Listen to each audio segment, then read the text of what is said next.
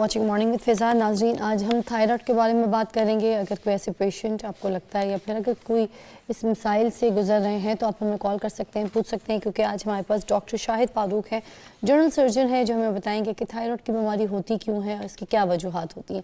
अस्सलाम वालेकुम। वालेकुम अस्सलाम। सर, कैसी तबीयत है आपकी? अल्हम्दुलिल्लाह। सर, मैं सबसे पहले ये पूछना चाहूँगी कि थायराइड क्या है और ये हमारे जिस्म में क्या किरदार अदा करता है, ये होता क्यों है?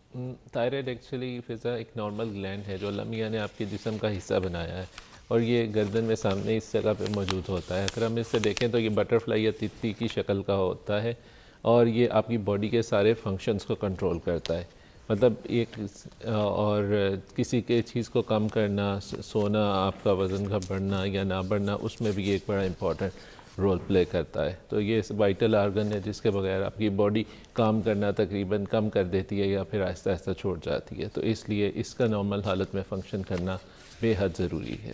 सर, थायराइड में आवाज़ भी ख़राब होती है या फिर गला बैठा रहता है, गला सूजा रहता है, कोई ऐसे सिम्टम्स भी होते हैं? इसकी आमतौर पे जो अलामात हैं, गले में सोजिश बढ़ जाती है, सोजन हो जाती है। समटाइम्स आपने देखा होगा लोगों की गर्दन बिल्कुल फूली हुई है। सर, डबल चिन वाली जगह पे सूजन रहती है ज़्यादा या फिर? डबल चिन नहीं, ये इसमें नीचे बिल्कुल एटलीस्ट इधर ये आपकी वॉइस बॉक्स है, इसके नीचे ये होता है। और अगर इस जगह पे यस, अच्छा।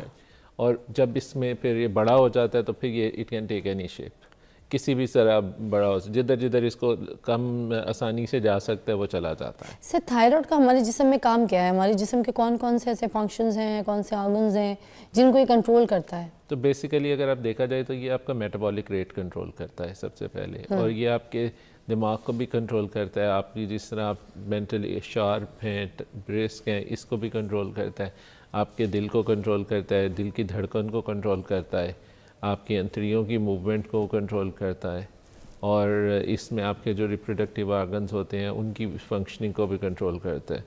तो इसलिए ये तकरीबन आप देखा जाए तो ये सारे आर्गन्स जो हैं, दिमाग हो गया, दिल हो गया, अंतड़ियाँ हो गई, आपके जो ये रिप्रोडक्टिव आर्गन्स हैं, उन सारों की नॉर्मल फंक्शनिंग को कंट्रोल करता है। कोई मिनी दिमाग? क्योंकि हमें तो दिमाग का ही पता था कि वो सिग्नल देगा, दिमाग के ज़रिए सारे काम होंगे, बट मुझे लग रहा है ये भी कोई छोटा सा मिनी दिमाग है हमारे अंदर। इट्स नॉट एक्चुअली, आप इसको ब्रेन तो नहीं कह सकते, but it's part of vital organ है। ब्रेन जिसके थ्रू आप समझने के काम करता है और बॉडी को कंट्रोल करता है। अच्छा, और तो आप ये भी तो कह रहे हैं ना कि मेटाबॉलिज्म को भी कंट्रोल करता है, तो ये ओबेसिटी, मोटापे की भी तो वजह बन सकता है? जी बिल्कुल, जब ये काम अपनी काम कम कर रहा हो, जिसे कहते हैं अंडर एक्टिव है या फिर हाइपोथायराइड है पेशेंट, या उस कंडीशन में ये फिर इसमें वज़न बढ़ जाता है मरीज़ का और मरीज़ मोटा होता जाता है। लेकिन उसमें जो अलामात हैं वो ये कि पेशेंट कहता है मैं खाना नहीं खाता, मुझे भूख नहीं लगती, बट स्टिल मुझे वज़न बढ़ रहा है मेरा, उसमें ये ख़ास बात होती है। तो इनकी वजूहात क्या होती हैं? क्यों पेशेंट कहता है कि मेरा वज़न बढ़ रहा है? इसमें जो कि कुछ इसमें वजूहात जो है, इसमें सबसे इम्पोर्टेंट है वो आयोडीन की कमी है। जैसे गवर्नमेंट ने आयोडीन वाला या हांडी वाला नमक का इस्तेमाल करें तो वो इस्तेमाल करना चाहिए, जिससे ये इसकी डाइटरी जो नॉर्मल ग़िज़ाई ज़रूरत है वो पूरी होती रहती है। और जब आपकी ग़िज़ा में कमी होती है आयोडीन की, तो फिर इसमें ये काम करना कम कर देता है, और जिसकी वजह से फिर मोटापा और उससे रिलेटेड बीमारियां आती हैं। अच्छा, इसकी अलामात क्या क्या होती हैं? किस तरीके से पता लगेगा कि हमें ये इश्यूज़ हमारे अंदर बन रहे हैं या कोई प्रॉब्लम है हमें ऐसी? अच्छा, इसमें दोनों सूरतों में जब ग्लैंड काम ज़्यादा, ये गदूद काम अगर ज़्यादा कर रहा है तब डिफरेंट अलामत होंगी, कम हो कर रहा है तो उसकी अलामत का डिफरेंट होंगी। ये साइंस आम इंसान को कैसे पता चलेगा? आम इंसान को इस तरह पता चलता है, तो सबसे कॉमन एक तो कम काम करने की अलामत तो हमने बता दी कि पेशेंट को भूख कम लगती है पर वेट गेन हो रहा होता है। पेशेंट की जिल्द खुरदरी हो जाती है और ड्राई हो जाती है, ठीक है जी। और पिंडलियों पे ख़ास तौर पे घुटने के नीचे जो है वो सोजिश ज़्यादा हो जाती है, स्किन ख़राब हो जाती है, और पेशेंट सोता ज़्यादा है। और इसी तरह जब दूसरी तरफ देखा जाए, ग्लैंड जब ज़्यादा काम कर रहा होता है तो जनरली ये पेशेंट जो होते हैं कमज़ोर होते हैं या थिन होते हैं। इन कहते हैं कि दिल की धड़कन बहुत ज़्यादा होती है कदे वो, और दूसरी तरफ अगर हार्ट रेट बढ़ जाता है, कहते कहते वो मरीज़ कहते हैं कि डॉक्टर साहब दिल से दौड़दा महसूस होता है या दिल धड़कदा महसूस होता है। अच्छा, तो ये अलामत हैं इसकी। और फिर समटाइम्स अगर ज़्यादा एक्टिव हो तो पेशेंट को डायरिया भी हो सकता है। कुछ लोगों में आपने देखा होगा जिनकी आंखें बहुत ज़्यादा बाहर आ गई होती हैं, जिसे कहते हैं आने उबल पे ने, इस तरह और पंजाबी में कहते हैं पेशेंट आके, तो वो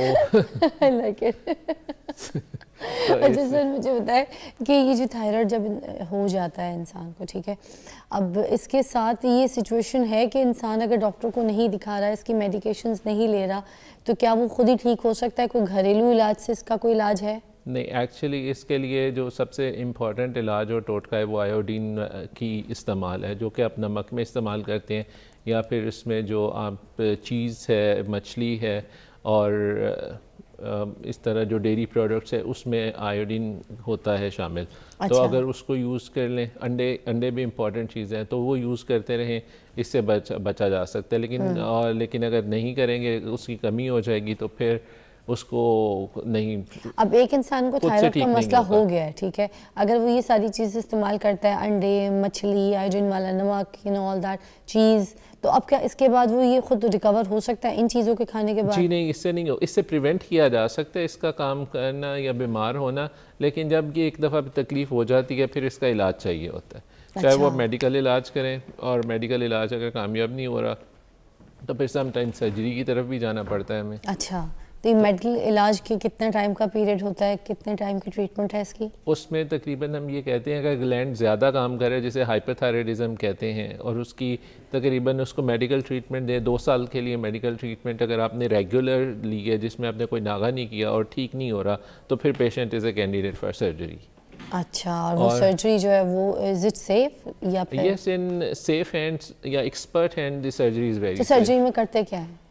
सर्जरी में इसमें आप जिस तरह आप यूँ समझ लीजिए, जैसे अपने गर्दन में इंसिजन लगाते हैं और उसमें आप ग्लैंड को निकाल देते हैं। लेकिन इसमें जो इम्पॉर्टेंट चीज़ है, जो काफ़ी सारे लोग उससे परेशान भी होते हैं, अक्सर लोग को डरा भी दिया जाता है कि आवाज़ ख़राब हो जाएगी और इस तरह के मसाइल। हाँ, अगर इन एक्सपीरियंस हैंड में सर्जरी हो तो फिर डेफिनेटली ये बहुत ख़तरनाक है। लेकिन मगर अगर expert- ये ग्लैंड्स को आप लोग छेड़ते हैं बेसिकली, हाँ, ये है ना, नॉर्मल। तो अगर ग्लैंड्स जैसे यहाँ इस जगह के ग्लैंड्स होते हैं उनको निकाल दिया जाए, तो फिर मुंह में सलाइवा जो है, जो थूक है, वो कैसे प्रोड्यूस होगी, वो कैसे बनेगी? मुझे ये भी थोड़ा सा समझा दीजिएगा, क्योंकि मे भी लोगों को भी ये बात दिमाग में आती है, और मुझे तो अभी आई है कि अगर ग्लैंड्स टच करेंगे तो यहाँ पे जो ग्लैंड्स होते हैं हमारे इस जगह के, ये वाले और ये सारे, इसका मुझे कंफर्म नहीं है, मगर ये ग्लैंड्स तो सलाइवा प्रोड्यूस करते हैं। बिल्कुल ठीक है। तो फिर क्या होगा अगर जब सर्जरी होगी, तो वो थूक वगैरह Actually- बनेगी मुंह में, प्रोड्यूस हाँ होगी? जी, एक्चुअली हमारा ये जो फोकस है ना, ये थायराइड ग्लैंड है, जिसका सलाइवा प्रोडक्शन में इसका कोई रोल नहीं है। अच्छा। ये ग्लैंड में नीचे नीचे होता है गर्दन में, जैसे मैंने वॉइस बॉक्स में कहा, या जिधर आपकी चेस्ट शुरू होती है, इन दोनों के वॉइस बॉक्स और उसके दरमियान में होता है। अच्छा। तो इसके जो अलामात और फंक्शंस हैं वो मैंने आपको पहले से बता दिए हैं।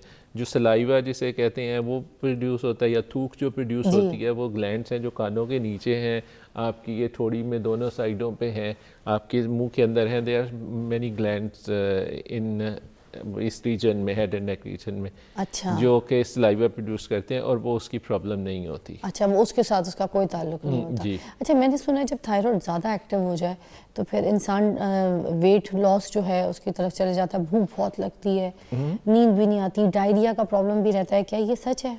जी बिल्कुल ऐसे ही है। बिल्कुल जब ग्लैंड काम कर रहा होता है तो बिल्कुल ऐसे ही होता है। आपने बिल्कुल ठीक सुना है। उससे डायरिया भी हो जाता है। अब उस डायरिया की अलामत ये होती है कि किसी और ये मेडिसिन से ठीक नहीं हो रहा होता और पेशेंट को भूख भी बहुत ज़बरदस्त लग रही होती है।